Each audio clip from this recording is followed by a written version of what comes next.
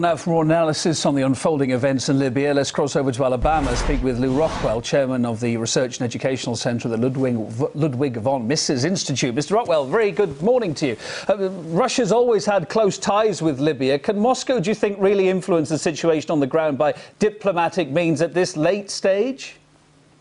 Well, I hope it can. I wish, frankly, that Russia had vetoed the Obama resolution that it claims gives it power to commit acts of naked aggression against Libya. But I think any peace attempts, any talk of peace, any attempts to interpose, if Russia were to do it, I think it'd be quite a wonderful thing. Now, we heard the Arab League yesterday criticising the unfolding Allied campaign in Libya. Will coalition forces, do you think, yield to international pressure like that and change their tactics? Well, you know, the Arab League, we first have to remember, is a collection of dictators. King dictators, presidential dictators, all of them puppets of the U.S. So they're backing down because of the unbelievable hatred and outrage on the part of their own people over the fact that they went along with this aggression against yet another Muslim country, another Arab country under attack by the former colonial, maybe the present colonial powers, and a lot of civilians being killed, of course. And as the Pentagon would be the first to tell you, they have to have some collateral damage when they're fixing everybody up from a humanitarian standpoint. And talking of collateral damage, we're hearing potentially conflicting information, aren't we, from Britain and the US tonight about whether Gaddafi himself is being specifically targeted. I mean, if he is killed in the continuing airstrikes, directly or collaterally, what would that mean to the situation in Libya, do you think?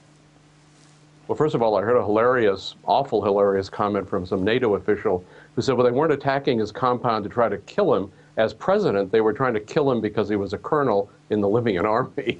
So that, I thought that was quite funny. But of course, they are trying to kill him. If he is killed, then yes, you're going to have, I don't think that means the end of the trouble.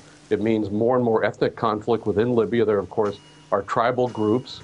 This is never discussed in the media. And I think we'll see the country split up. And I think the U.S. wants to be in control of, to occupy, to run the oil-rich parts of Libya, have control of the oil. So are you saying the situation would actually get? So are you saying the situation would actually get worse on the ground? Well, sure, you could have a much more of a civil war. First of all, these rebels are being led by former officials of the Gaddafi regime. These are not a bunch of libertarians. So I think, yes, as they struggle for power, and as one group will want the U.S. helping them, maybe there'll be regional players, whether it's people within Egypt or Sudan or some of the other countries in the area that may not want another U.S. occupation right in their backyard. So yeah, I think there could be much more of an open civil war once Gaddafi is gone. I don't have any brief for Gaddafi. He is, after all, a politician. But I don't think that killing him will be the be-all and end-all. And by the way, the fact, of course, that they're attempting to kill him, they're openly attempting to kill him, means that he may very well strike back. And then, of course, they'll call that terrorism, and maybe it will be terrorism, just like this war is an act of terrorism. And I guess as well, by establishing that air domination over Libya now, aren't the Allied forces simply promoting a civil war on the ground as well? Well, sure, of course, they want trouble. They want to divide and conquer, just like the Romans. So yes, this is not, by the way, not a no-fly zone. It's also a no-drive zone, a no-walk zone. And they didn't keep, as bad as it would be to intervene to keep airplanes from flying, they immediately are attacking people on the ground, and of course killing a lot of people, a lot of blood flowing. We don't know whose blood it is. But I don't think it's a good thing, no matter whose blood it is.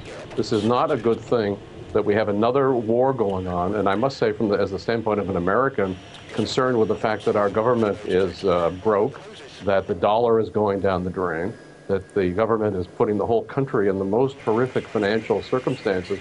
Here they're starting yet another war to spend who knows how many billions of dollars. Makes the military-industrial complex very happy. But I must say, among us taxpayers, we don't like it.